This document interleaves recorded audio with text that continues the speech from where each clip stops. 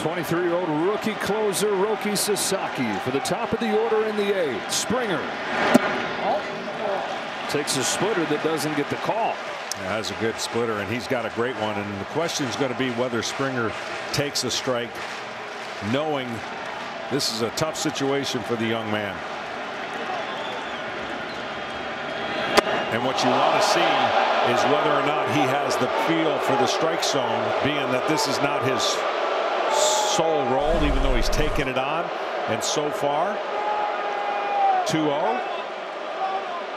Got to get on to get the tying run to the plate.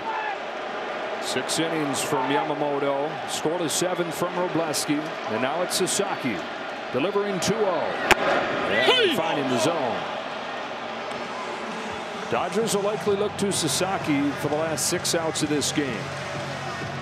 6 outs to a 7th game. Andy Pages into the game in right field, replaces Teoscar Hernandez. 2-1 pitch. Springer fouls it off, 2-2. George has knocked in the only run of this game for the Blue Jays. A surprise addition to the lineup after injuring his side in Game 3. Clearly been in pain on all his swings. Fighting through it, leading off the 8th. Chopping a ball down the line and sneaking it into right field. Pages hustles to the ball to hold him to a single. He says, I don't know, but it'll do. And the tying run comes up.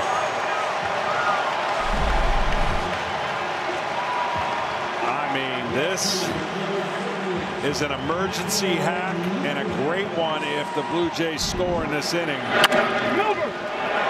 Just by Freddie Freeman. There's no way you can play him close to the line there in that situation.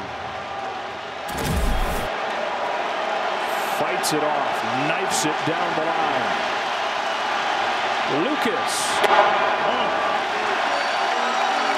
Now his fastball can be 100, 101, but it can also be a little erratic. That split finger is the pitch he goes to a lot.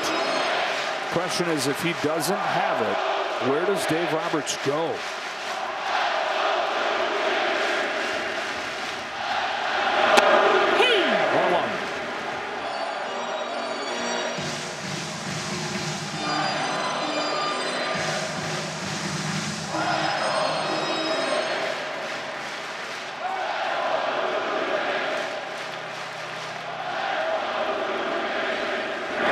Ball 2.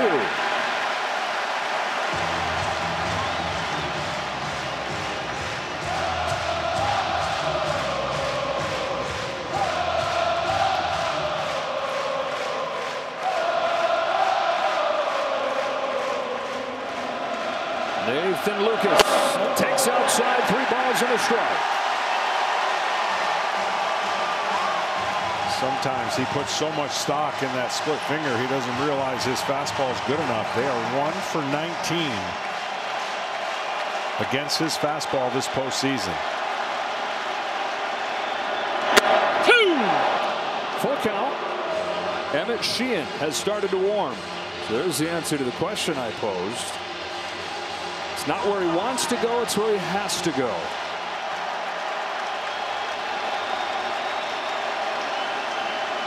The payoff to Lucas. In the air to center field for Tommy Edman. 1 gone in the 8th. And now to the plate is the tying run, Vladimir Guerrero Jr. Yeah, Lucas obviously wanted to get a hit, but worst case scenario, just don't hit it on the ground. Guarantee that Guerrero has a chance for 1 big swing.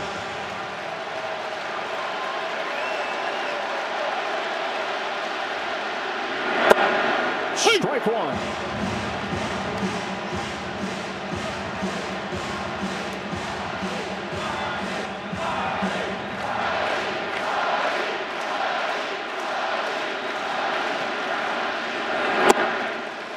One.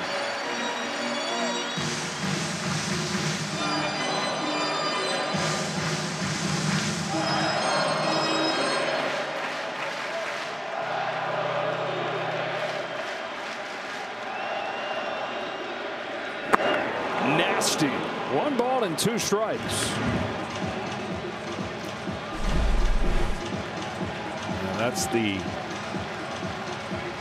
most drop you'll see on that pitch right there. That's a true split finger fastball.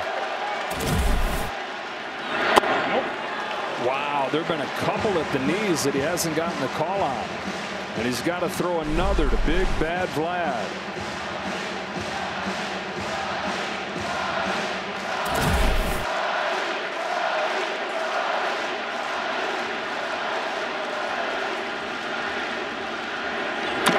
Spoils it.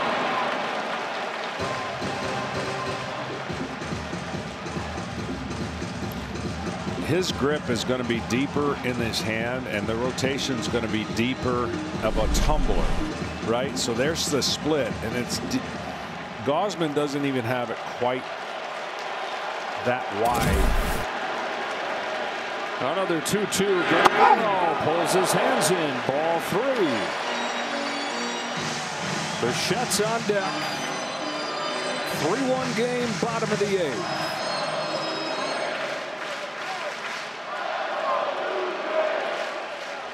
Here's a payoff pitch. Guerrero takes both full and roars his way down to first. The tying run reaches. The go-ahead run comes up in the form of Bo Bichette.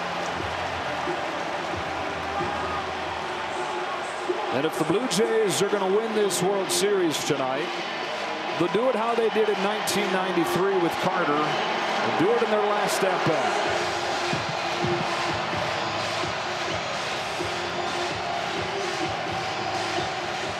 There with the hope. There with the spark. Bo Bichette, Vlad Guerrero Jr. brought into the organization a year apart. And that's not even to say anything of the manager that guided him up through the minor leagues. That, of course, was John Schneider. And he said he'd get excited about prospects. You think about what it could be. Rarely does it pan out. And for the first 6 years, it didn't. All-stars during the regular season. No shows in the postseason. It's all come together here. Perhaps their last ride together. Bichette, a free agent at the end of this season. And Vlad Jr., who's here for the long term, says, take a breath. Take a deep breath. Bichette remembers back to right after they drafted him, watching the Blue Jays in the championship series on TV and hearing this place rock and thinking, man, one day I can't wait for that to be me. Is he ready for his own moment? 1 ball, no strikes.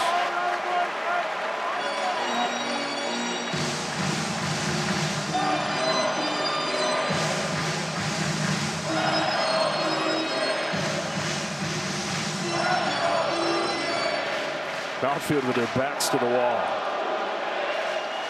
Tying run at first. Go ahead run at the plate. Bichette swings and misses at the fastball.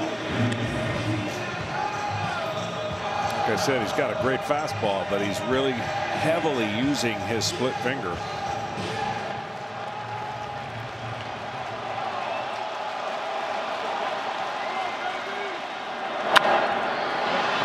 Pop fly. Betts ranges over there. Does he have room? He does to get Bichette for out number 2 of the 8th.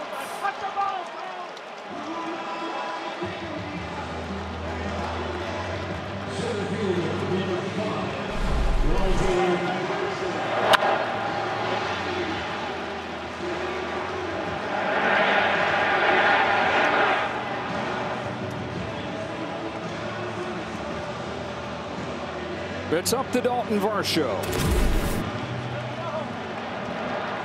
Lone run for the Blue Jays back in the 3rd. All the runs in this game coming in the 3rd. Varsho's 0 for 3.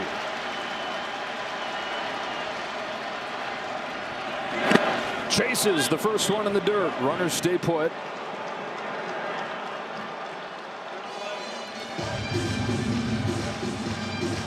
Dodgers found a closer in their pocket. Roki Sasaki started this year as a starter. Injured for a lot of the season. out of the picture, working his way back in the minors. Dodgers didn't really figure he'd be back, but they were desperate to see what they had. Found themselves a closer here for the postseason. Still, he's so young. He's so new to this role. That trust is fickle.